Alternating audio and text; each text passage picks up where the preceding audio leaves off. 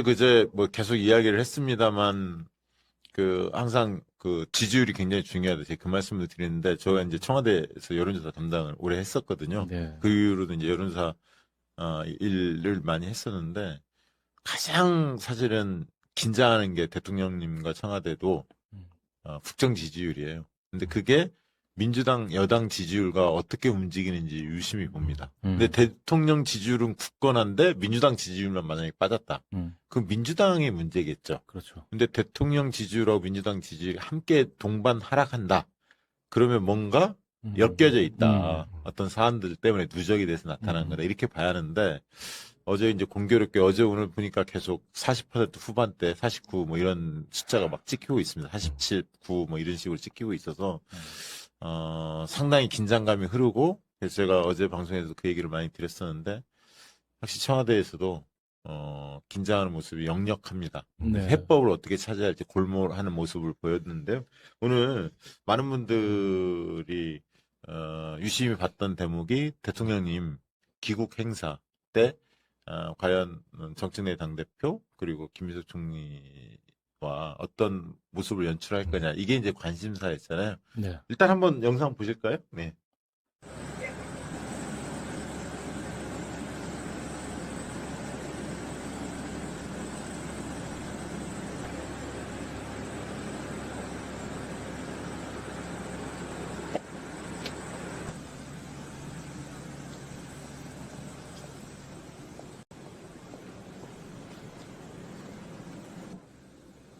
이동합니다. 이쪽으로 나와주십시오.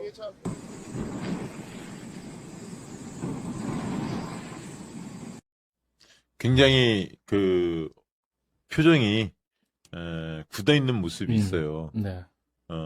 그리고 굉장히 의례적인 모습만 딱 연출을 했거든요. 이거는 정청래 대표 때문에 그런 게 아니라 아까 제가 이야기했던 지지율 그리고 국정이 전반적으로 지지층이 굉장히 동요가 심하다. 네. 대통령께서 모르시겠습니까? 알고 계시죠. 그래서 마음이 무거운 마음, 외교적 성과 엄청 많이 했음에도 불구하고 순방 성과들이 굉장히 많은데도 이 부분들이 지금 지지율에 이렇게 반영이 안 되잖아요. 국민들한테 다 전달이 잘 안 되고 있지 않습니까? 내부에서 계속 갑론을박하면서 갈등이 커지고 있기 때문에 그래서 대통령께서 굉장히 무거운 마음으로 오셨다 이렇게 보여져요. 뭐 일각에서는 정청래 대표의 허리가 몇 프로 90도니 아니니 김민석 했니 안 했니 막 이건 아무 의미 없는 네네. 얘기들이고 그래서 무거운 저는 자리다. 그 장면 보고 조금 짠하더라고요. 그러니까 네. 대통령님도 짠하고 음, 정청래 대표님도 짠하고 음. 그러니까 사람 마음이라는 게 좀 그렇잖아요. 네. 우리가 서로가 좀 다툼을 하거나 이러면은 음. 좀 보기가 싫잖아요. 음. 그러니까 한 템포 쉬고 조금 회피하려고 하고 하는 마음이 있잖아요. 네네. 네, 그런 마음도 좀 있지 않았을까 하는 것도 있고 사람인지라. 예, 예. 네, 그래서 조금 두 분 보기가 좀 짠하고 좀 가슴이 아팠어요. 어떻게 보면 네. 정청래 대표한테는 이재명 대통령님이 반드시 필요하고 이재명 대통령에게는 정청래 당대표 같은 개혁 당대표가 반드시 필요해요. 네, 네. 저는 그렇게 봐요. 두 분은 뗄래야 뗄 수 없는 보완 관계야. 이게 약간 다르거든요. 근데 두 분이 한 분만 있었을 때는 빛이 덜 나. 근데 두 분이 손을 꽉 잡고 함께 나갈 때 빛이 나요. 우리 그런 생각 모두가 많이 다 해요. 원하는 거죠. 그렇죠. 네. 그렇죠. 어떻게 보셨어요? 저요? 예. 저는 좀 좋게 봤는데. 아니, 당연히 좋게 네. 보죠. 예. 왜냐면 이제 지난번에 김민석 총리만 나왔잖아요. 예. 그래서 제가 이제 보기에는 정청래 대표님이 오지 말라 해도 갈 사람인데 왜 이렇게 됐지? 그래서 조금 고심이 깊었다가 국회에서도 좀 분위기를 보니까 네. 이러면 안 된다.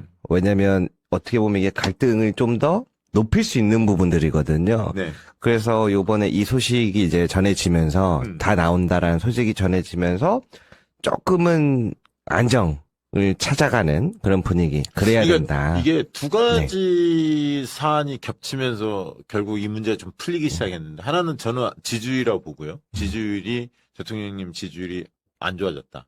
그러니까 위기다. 그래서 위기 때는 함께 극복 과제들 풀어나가야 하는데 함께 힘을 모아야만이 뭔가 해결책이 나오거든요. 그렇죠. 그게 하나였고 두 번째 지금 아까 김대우 기자께서 지적했듯이 출발할 때 모습이 안 좋았잖아요.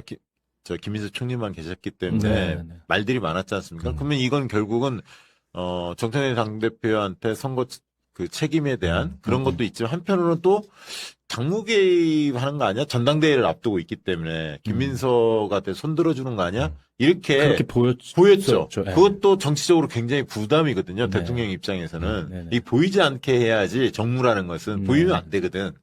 그러니까 그 두 가지가 다 대통령님한테는 청와대 입장에서 좀 곤혹스러운 그런 게 아니었나? 그래서 결국은 모양새도 좋게 정청래 당대표와 함께하는 모습을 보여줬는데 다만 얼굴빛이 대통령님께서 무거운 마음으로 귀국길에 오른 거 아닌가 그렇게 보여지고요.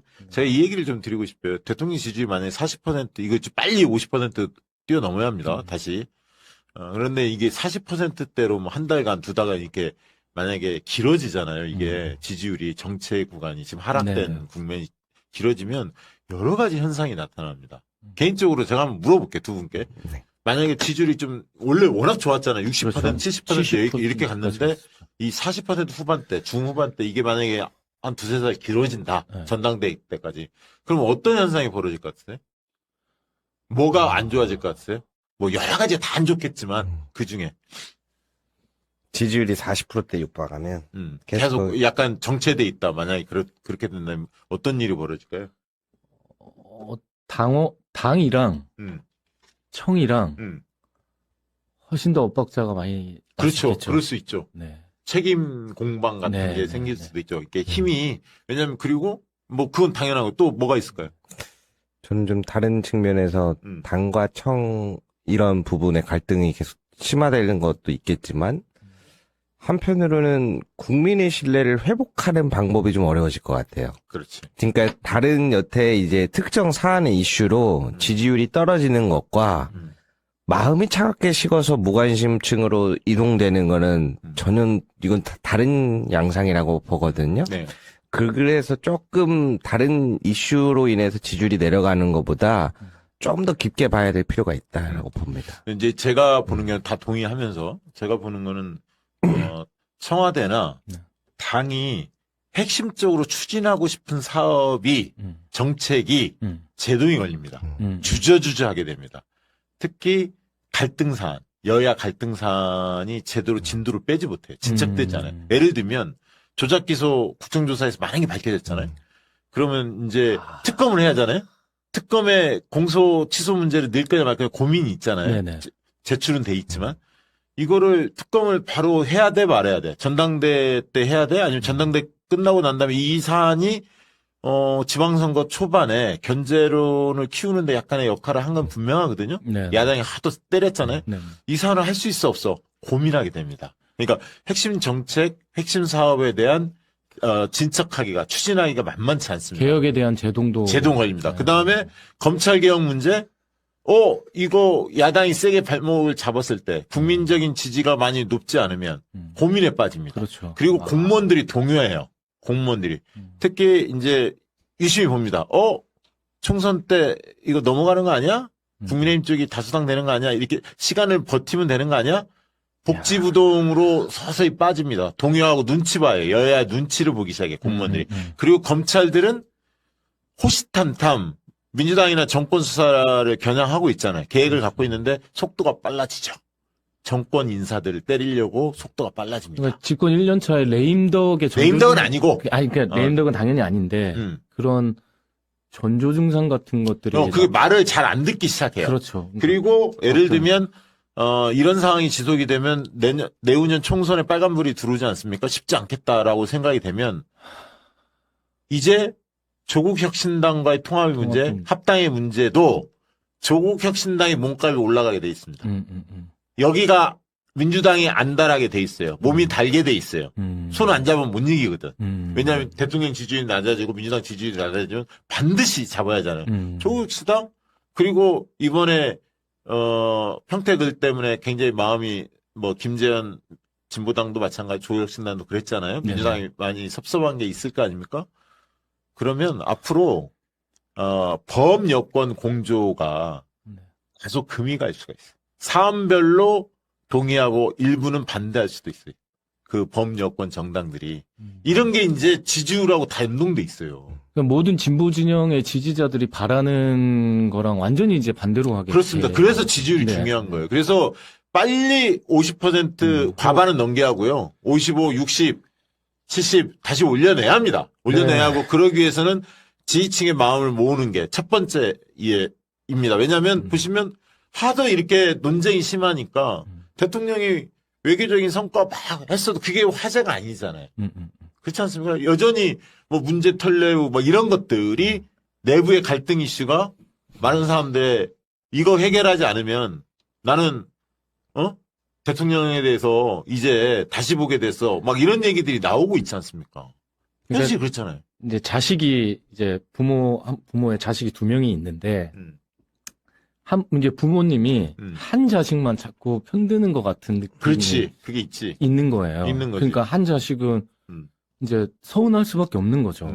네, 근데 이제 부모님의 입장이시니까 네, 조금 이제 그거를 잘 좀 이제 해주셨으면 좋겠습니다. 네. 그게 이제 저는 청와대에서 비상이 걸렸다고 보는 거예요. 네. 이건 누구나 대통령님도 고민이 깊어지시는 거고 청와대도 민주당도 마찬가지예요. 네. 다 이대로는 안 된다. 이게 이제 공감대가 있는 거야. 이대로는 안 된다. 그러면 이런 문제가 생긴 원인이 뭘까? 그러면 대통령 뭘 해야 하고, 당은 무엇을 해야 하고, 지지자들은 또 어떻게 해야 하고, 이런 게 이제 해법이 나와야 하는 거고, 거기에 한 주말까지 굉장히 깊은 논의와 숙고 시간이 있지 않을까? 저는 개인적으로 그렇게 생각합니다. 그래서 제가 오늘 저기 이제 귀국하시는 모습을 보고 저는 어떤 생각을 가지게 됐냐면 그래도 여론에 대한 의식을 하는구나. 그렇죠. 네. 그렇죠. 그래서 다행입니다. 그게 일단은 지금 현재 첫 출발점이라고 보는데 사실 많은 분들이 지금 받은 마음의 상처가 깊어서 단시간 내에는 쉽지 않을 거라고 봐요. 근데 이제 서로가 한 발씩 양보하면서 그러면은 어떤 부분에서 조금 어떻게 해줬으면 좋은지를 서로 간에 있는 그대로 허심탄회하게 이야기하되 서로 너무 모욕적이지 않게끔 그런 이야기들을 하나씩 다시 맞춰나가야 되는 저는 단계가 왔다고 보거든요. 그렇죠. 그렇죠. 일단은 그래서 제가 보는 거는 3가지 정도가 있어요. 첫 번째로는 검찰 개혁이죠. 검찰 개혁의 그 개혁성이 순수성을 잃어간다고 생각되는 부분들이 좀 많아요. 그 오늘 또 사건이 오늘 하나 기사- 터졌잖아요. 네. 총리실에서. 그 침대 축구하겠다. 당 보고를 전당대 이후로 하겠다. 네, 그렇죠. 이 기사가 나와서 뒤집어졌습니다. 그러니까 고구마랑 건빵을 100개 먹은 것 같은 느낌이 엄청 들어요. 이 다 건은 끓였겠어요. 있잖아요. 적어도 김민석 총리가 검찰 개혁에 대한 확고한 의지가 있고 형사소송법에 대해서 보안 수사권 폐지 입장이 확고하다면 이 기사가 나왔을 때 총리가 발언했어야 돼. 네, 아니더라고. 아니라고. 바로 보고할 거다 6월 말까지. 걱정하지 마셔라. 이렇게 했어야 하거든. 아직까지는 들은 바가 없습니다. 그리고 이게 만약에 그런 이야기를 하지 않은 채 당에 복귀했다? 이건 김민석 총리가 책임져야 할 사안이에요. 총리실에서 나온 거잖아요. 입장이. 네. 총리실 검찰개혁 추진단에서 흘러나온 얘기 아닙니까? 그러니까 결국 새 당대표가 누구냐에 따라서 거기 보고 하겠다. 바꿀 수도 있고. 바꿀 수도 있고 네. 좋을 질 하는 거 아닙니까? 근데 제가 듣기로는 청와대에서 이건 아니다. 대통령님이 이야기하는 원칙이 있었잖아요. 네. 보안 수사권 폐지하고 요구권 수준으로 넘겨라. 이 얘기 했었잖아요. 기자회견에서 밝혔고. 청와대 이야기도 안 듣는 거야, 이거는. 근데 총리님도 그렇게 이야기를 하지 않으셨나요? 그러니까 그게 만약에 진심이라면 오늘도 입장을 내야 하고 꾸짖어야지. 총리실 산하 기관이잖아요. 꾸짖고 당에 빨리 해라. 왜냐 다 준비됐거든. 초이스의 문제잖아. 이렇게 다 꾸러미가 사 있고 이거 넣을까 뺄까 이란 이한 뭘로 할. 이거는 한 2-3시간이면 끝나. 다 돼 있어. 솔직한 얘기로. 그냥 눈치 보고 시간 끌기 하면 침대 축구하고 있어. 시간 끌기 하면서. 이거야말로 총리실이 쉽게 얘기하면 민주당 전당대회에 개입하고 있는 거예요. 근데 이게 이렇게 되면 말이죠. 어떻게 되냐면 전당대회가 개혁대 민생 구도가 아니라 개혁대 반개혁의 구도로 갑니다. 이건 김민석 총리한테 죽음이에요. 그래서 빨리 결단하시고 입장을 내시고 빨리 당에 보고하도록 김민석 총리가 해야 돼요. 이거 안 하면 당원들이 가만히 있지 않을 겁니다. 오늘 밝은 분위기로 가자면서요. 그러니까 좀 전에 얘기했는데. 그래서 제가 들어오기 전에 마음을 조금 다잡고 있는데. 아, 근데 자꾸 찝찝해요. 아, 이게 박은정 의원이 얼마 전에 저희 방송에서 네. 해서 경공에서 말씀하셨어요. 근데 그게, 이게 그냥 뇌피셜 아니면 많이 너무 겸책개혁을 늘 열심히 하셨으니까 기후 아닐까 이렇게 생각하는 사람도 있었을 거야. 그렇죠. 대통령까지 그렇게 기자회견에서 말씀하셨으면 에이 설마 에이 이랬는데 문화일보 이 기사가 나온 거야. 침대 축구하겠다 이렇게 딱 나오니까 뚜껑이 열리지. 그리고 김인석은 가만히 있고. 제가 봐서 이 부분이 조금 심각하게 바라볼 수밖에 없는 게, 사실 원래 저 문제도 언제 한다 그랬어요? 6월에는 한다 그랬어요. 네. 그렇지. 지난 3월쯤에 기자회견 했을 때. 그래서, 보안수사권이나 이거 관련해서는 6월 정도에 토론할 예정이다. 그랬는데 지금 몇 월이에요? 이제 7월 되죠. 근데 전당대회 있으니까 또 전당대회 하고 나서 이야기하자 그러잖아요. 이루겠다. 그러면은 이제 근데 기자회견에서 이재명 대통령이 국회에 맡기겠다 그랬잖아요. 네. 정청래 대표는 보안수사권 완전 폐지라는 글을 올렸는데 그 당론으로 정했죠. 네. 그렇게 가는데 김민석 대표는 검찰총리 TF 김민석 산하 총리. 네, 총리를 보면은 검찰개혁 TF 산하실에서 한 걸 봤더니 국회에 넘긴다라고 하는 게 김민석 총리가 당대표가 되면 이거를 다시 다르게 갈 수도 있겠네? 그런 느낌이 들죠. 그래서 김민석 총리에 대한 약간 지원처럼 보이는 걸까? 라고 하는 의구심이 이미 사람들 마음속에 자리를 잡았을 거예요. 그러한 부분에 있어서 이거는 명확하게 끊고 정하고 가야 한다. 그래서 이제 박시영 대표님이 얘기하신 것도 있고, 그리고 두 번째는 그동안 봐왔던 과정이잖아요. 예. 검찰개혁 관련해갖고 제가 열심히 막 취재를 했잖아요. 예. 그래서 많이 알렸던 게 뭐예요? 법 왜곡죄. 본회의 의결 들어가기 30분 전에 바꿔치기 됐다. 맞아요. 그 얘기 하셨죠. 이거는 정말 중요한 이야기입니다. 왜 그러냐면 그거는 일부 동의들이 없으면 불가능한 이야기들이에요. 그러다가 이제 국민들이 뭐 하는 거야? 라고 하니까 정청래 대표님도 그때서야 이제 기자회견에서 그걸 추가해서 이 국민들과 당원들의 상징성인 검찰개혁이 훼손되지 않겠다, 깃발이.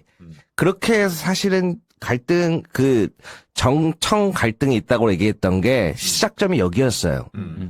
그러면 여기까지 왔잖아요? 그럼 그 다음에 이 검찰개혁 관련해서 어떻게 됐어요? 중간부터 어느 순간 갑자기 국회의원 7, 80명이 돌아섰어요. 보안수사권이든 요구권 찬성하는 방향으로 갔단 말이에요. 그렇죠. 이 방식이 정말 저는 위험하다고 봤어요. 왜 그러냐면 국민들을 설득하고 이해시키고 마음을 움직여야 해서 진행이 돼야 되는데 지금의 상황은 어떻게 흘러가요? 의원들을 설득시키는 방향으로 가요. 이거는 대단히 위험하다. 당원들과 국민들이 결정의 주체가 되어야 되는데 동원 대상으로 보면 그렇게 될 수 있거든요. 저는 그래서 이 방향은 좋지 않다. 그리고 세 번째, 그러면은 정부가 됐든 어디가 됐든 간에 그 보안수사권이나 요구권을 관련해서 국민들에게 정말 설득하려고 했는가, 설명을 잘 하려고 했는가, 소통하려고 했는가. 그런데 제가 목격한 건 뭐예요? 정책 보좌관이나 막 정성호 장관이 나와서 막 어떻게 해요? 막, 대안이 있습니까? 막 그러면서, 이게 뭐야? 깜짝 놀랐어요. 그렇죠. 네. 그러니까 이게 지금 국민들에게 설득을 하려는 마음이 있는가? 그냥 우리가 결정했으니 너네는 따라와. 이 방식이 전혀 민주적이지 않다라고 느끼는 거예요. 그러니까 이제 검찰개혁을 왜 이렇게 하려고 하지? 그러니까 모든 것들에 대한 순수성에 대한 의심이 되는 거예요. 그래서 정성호 장관을 교체해야 되는 거 아닌가? 라는 이야기도 나오는 것이고, 그게 지금 연장으로 들어와서 왜 전당대회 뒤로 미루지? 이 부분이 연결되어 있다고 봐요. 네. 이 부분을 어떻게 할 것인지 조금 많은 고심을 해주셨으면 좋겠어요. 사실 며칠 전에 총리님께서 뉴스 아이키인가 특정 방송 얘기해도 되나요? 예, 거기 예. 인터뷰에 나오셨는데 네. 와 오랜만에 인터뷰 나오셔가지고 제가 봤어요. 봤는데 총리님 말씀하시는 게 그러니까 되게 옛날에 이낙연이나 반기문처럼 좀 기름장어처럼 뭔가가 좀 명확하지 않아요. 그래서 보는 내내 자꾸 했거든요. 원래 근데 그러니까- 김민수 총리가 연설을 할 때는 굉장히 사자후를 토하는데 네, 그러니까 어떤 입장이 애매모호하니까 그런 거야. 네, 그래서 입장이 분명하면 쉽거든. 네, 간단하거든. 그래서 검찰개혁 문제도 마찬가지인 것 같아요. 총리실 TF 팀에서 뭐 하는데 아무 이제 소통을 안 하시려고 하는 것 같아요. 국민들한테 설명을 좀 안 하시는 것 같아요. 우리 기자님 말씀대로. 아니 나는 그러니까 그 부분은 네. 본인 책임이 아니다. 나하고 좀 동떨어져 있다. 독자적으로 간다. 이런 냄새를 풍기려고 하는 거 아니에요, 혹시? 제가 솔직하게 이런 표현을 속으로 많이 생각했는데, 보안수사권 폐지하면 대안이 있습니까? 그러더라고. 그런 기사들을 보면서, 아니, 그 대안을 내가 만들 거면 내가 장관했지, 왜 거기 앉아있나. 이런 반발감이 막 올라와요.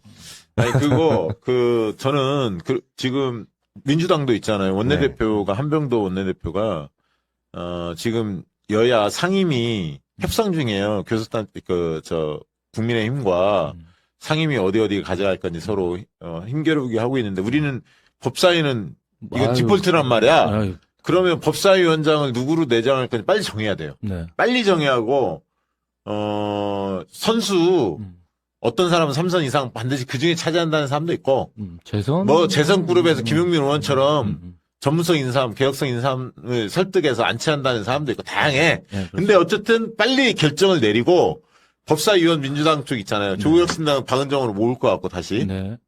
빨리 해서 총리실 쪽에 빨리 요구도 하고, 빨리 줘라. 그 김민석 압박하고, 빨리 내게 하고, 그래서 당이 민주당 중심으로 법사위원들부터 시작하는 거야, 논의를. 그래, 빨리빨리 검토해서 상임위 협상이 끝나자마자 바로 7월 초에 법사위 안을 만들고 전체 회의를 잡으면 돼요. 만약에 그게 불가피하게 전당대 이후에 본회의가 열릴 수밖에 없다면 빨리 열어서 8월 말이든 열어서 처리를 빨리 하는 게 중요하다.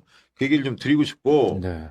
그래서 지금 한병도 원내대표도, 속도를 빼한다. 이게 총리실에서 안 넘으니까, 정부가 안 넘으니까 뭐 시간 끌고 이래서는 안 된다는 거고, 법사위원장 문제 빨리 결론 내려야 돼요. 이건 좀 중요한 말씀이라고 저는 생각드는 게, 요 근래에도 확인을 해봤더니, 법사위원장 다음에 누가 유력합니까? 그래서 여전히 박범계 의원이 유력하다고 보고 있더라고요. 아마 지금 이 얘기를 못 꺼낼 거예요. 박범계 의원이 유력합니다란 말을 하면, 지지자들이, 당원들이 어떻게 반응할지 몰라서, 이미 이야기는 계속해서 똑같이 나오고 있는데 못 꺼내고 있을 겁니다. 그러니까 저도 막 들었는데 뭐 바쁜 게 옛날부터 나왔고 뭐 송기현 막 이런 분들도 나오는 거 네. 뭐 여러 명 나오는데 그게 딱 안 느껴져. 잘할 것 같다는 느낌. 개혁의 그 강력한 의지가 안 느껴지. 사실 김용민 의원님이 기자회견을 했었잖아요. 예. 아니 우리 방송에서 하고 싶다고 그랬어. 예, 법사위원장. 나 하게 좀 도와달라고 오히려. 검찰 개혁을 책임지고 많이 끌어왔으니까 네. 이렇게 한번 믿고 좀 시켜봤으면 좋겠습니다. 예. 많은 지지자들은 그렇게 응원을 할 겁니다, 아마. 그래서 이제 이 문제가 하나 있고요. 그러니까 이 검찰개혁 문제를 확실히 해결하는 것, 당원들의 눈높이에 맞게 이게 이제 지지율을 높이고 당의 정체성과 노선, 가치를 분명히 하는 것. 네. 이게 이제 시금석이 될 거고 두 번째는 문재인 대통령과 관련된 것이라고 봅니다. 저는 며칠 전부터 계속 방송에서 말씀드렸지만 어제도 그 얘기 드렸습니다만 이재명 대통령께서 문재인 대통령 내외분을 청와대 초청해서 식사도 하시면서 국정에 대해서 자문도 받고 그러면서 전직 대통령, 문재인 대통령을 욕보이는 행위들 하는 일부 세력들에 대해서 엄중히 꾸짖어줘야 한다고 봅니다. 이제 그런 어떤 행보가 하나 필요하다 보고 당에서도 흔히들 얘기하는 친명 핵심이라고 이야기하는 사람들이 먼저 나서서 그런 세력들한테 선을 긋는 그런 메시지를 내야 한다고 저는 봐요. 친명 핵심 의원들이 자체에서. 제발 그래줬으면 좋겠습니다. 그래서 그리고 뭐 이동영 씨부터 시작해서 그런 유튜버들 그 평론가들 셀럽들 막 나가는 행위들이 있었잖아요. 네. 이런 부분들에 대해서 엄중한 경고 조치가 있어야 돼요. 그거는 뭐 물밑에서 하겠죠. 뭐 겉으로는 안 하겠죠. 뭐 청와대가 거기까지 관여할 수는 없는 거니까. 물밑에서 하면 연락받았다고 할 것 같은데. 근데 얼마 전에 대통령 허은하 비서관이 대통령께서 선거 결과 가지고 교만이라는 말을 썼잖아요. 교만해서 졌다. 그 말을 들어보셨어요? 허인하 네네, 봤습니다. 비서관이 언론에 나오고 교만이란 말을 썼거든요. 이 교만은 오만보다 훨씬 센 용어입니다. 오만은 어떤 특정 사안이 벌어졌을 때 좀 좀 우쭐거리거나 막 이런 거거든요. 오만은. 그렇죠. 근데 교만은 평상시에도 그런 때 누적된 거예요. 네네네. 사실은 더 좀 심한 거예요. 오만보다. 근데 그 교만이 거기서 썼던 교만은 누구 들으라고 한 걸까라고 봤을 때 저는 많은 집단들이 해당된다고 봐요. 대통령이 이야기해. 청와대는 그렇지 않았나? 당 지도부는 또 유튜버들은 그런 뉴 이재명 세력들은 등등등등 다 해당된다 저는 보거든요. 뭐 대통령까지 포함해서 본인이 이야기했으니까 다. 그래서 우리 진영이 지지율에 취해서 교만한 모습을 보인 건 아닐까? 그래서 그거는 제가 볼 때 누구 특정인을 겨냥한 것보다는 진영 전체의 분위기를 대통령을 포함해서 모든 사람들이 이런 부분에 대해서 반성할 부분이 없나? 우리 돌이켜보자라는 진지한 고민 속에서 나온 메시지가 아닐까? 근데 그거 가지고도 뭐 정책 내한테 한 얘기다, 누구한테 막 이런 식으로 자의적으로 해석하는 집단들이 있더라고.